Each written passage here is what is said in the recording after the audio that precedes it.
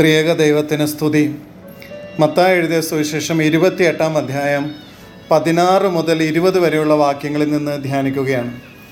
ശിഷ്യന്മാർ തങ്ങളുടെ ജീവിത നിയോഗത്തിൻ്റെ പൊരുളറിഞ്ഞ് അത് ഏറ്റെടുക്കുവാനായിട്ട് ഒരുങ്ങുമ്പോൾ യേശു കർത്താവ് തൻ്റെ സാന്നിധ്യം അനന്തമായി ഉറപ്പ് കൊടുക്കുന്ന സുന്ദരമായ വേദഭാഗമാണ് ഇത്.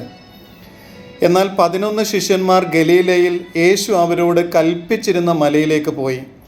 അവനെ കണ്ടപ്പോൾ അവർ നമസ്കരിച്ചു, ചിലരോ സംശയിച്ചു. വാക്യം 16ഉം 17ഉം. ജീവിത സാധ്യതകളിൽ യേശു മനസ്സിനെ ചേർത്ത് വെച്ച് മുന്നേറാൻ ഓർമ്മിപ്പിക്കുന്ന വരികളാണ് ഇവ. ജീവിതത്തിൽ പല സാധ്യതകളും വഴികളുമുണ്ട്. എപ്പോഴും ദൈവത്തിൻ്റെ മനസ്സ് ഉറപ്പ് വരുത്തി മുന്നേറുന്നതാണ് അനുഗ്രഹം.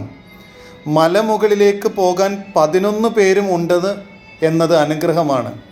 പക്ഷേ അവർ 11 പേർ ആയത് തന്നെ 12-ാമൻ 30 വെള്ളിക്കാശിനു മുമ്പിൽ യേശുവിൻ്റെ മനസ്സ് അറിയാതെ ദൈവ വഴിയെ തിരഞ്ഞെടുക്കുവാൻ കഴിയാതെ വന്നതുകൊണ്ടാണ്.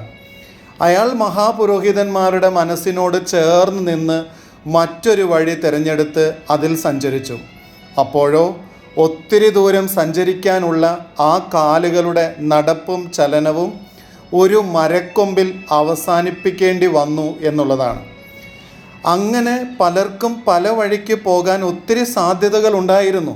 എങ്കിലും യേശു കർത്താവിൻ്റെ കൽപ്പനയ്ക്ക് വില കൊടുത്ത് മലയിലേക്ക് കയറി വരാൻ കാരണം മല അനുഭവങ്ങൾ ശിഷ്യന്മാർക്ക് മുമ്പ് സ്വർഗാനുഭവങ്ങളും ദൈവാനുഭവങ്ങളും സമ്മാനിച്ചിട്ടുണ്ട് എന്നുള്ളത് കൊണ്ടാണ്.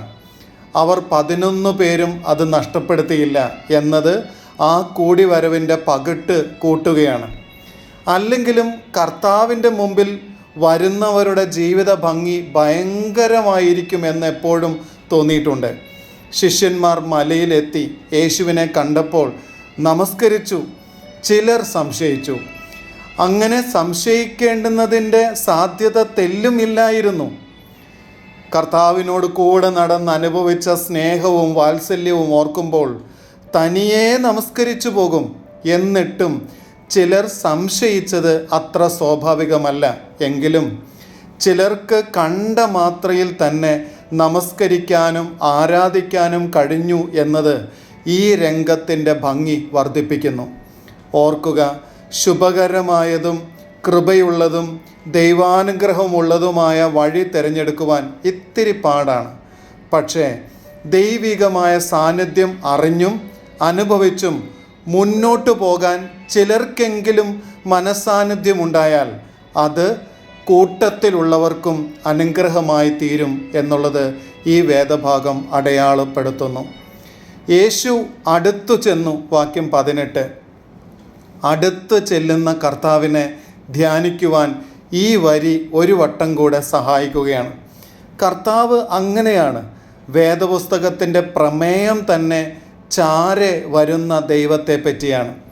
ആദാമിൻ്റെയും ഹവ്വായുടെയും തുടങ്ങി അബ്രഹാമിൻ്റെയും സാറായുടെയും ഹാഗാറിൻ്റെ തുടങ്ങി രാജാക്കന്മാർ, പ്രവാചകന്മാർ, ന്യായാധിപന്മാർ തുടങ്ങി സക്കരിയാവിൻ്റെയും എലിസബത്തിൻ്റെ, മറിയ, ജോസഫ്, നിരവധി രോഗികൾ, പല പല വീടുകൾ തുടങ്ങി എത്രയോ പേരുടെ ചാരത്ത് വന്ന് നിൽക്കുന്ന കർത്താവിനെ വേദപുസ്തകത്തിൽ വായിച്ച് നമ്മൾ ഗ്രഹിച്ചിട്ടുണ്ട്.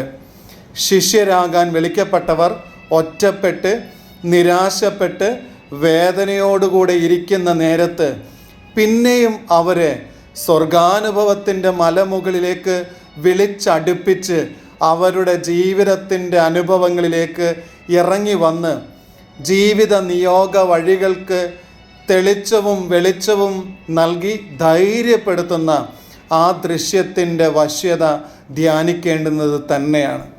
നമ്മുടെ കർത്താവ് അങ്ങനെയാണ്.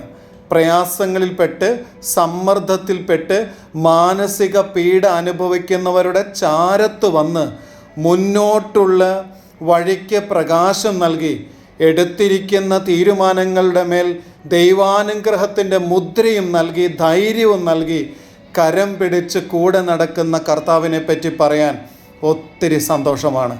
അതെ, ജീവിതാനുഭവങ്ങളുടെ ഭാവം എന്ത് തന്നെയാകട്ടെ, കർത്താവ് നമ്മളോട് ചേർന്ന് നിൽക്കും എന്ന ഉറപ്പാണ് ഈ വരിയുടെ സാരം. ആകയാൽ നിങ്ങൾ പുറപ്പെട്ട് പിതാവിൻ്റെയും പുത്രൻ്റെയും പരിശുദ്ധാത്മാവിൻ്റെ നാമത്തിൽ സ്നാനം കഴിപ്പിച്ചും ഞാൻ നിങ്ങളോട് കൽപ്പിച്ചതൊക്കെയും പ്രമാണിപ്പാൻ തക്കവണ്ണം ഉപദേശിച്ചുകൊണ്ട് സകല ജാതികളെയും ശിഷ്യരാക്കിക്കൊള്ളുവിൻ. ഞാനോ ലോകാവസാനത്തോളം എല്ലാ നാളും നിങ്ങളോട് കൂടെയുണ്ട് എന്നരുളി ചെയ്തു. വാക്യം 19-20.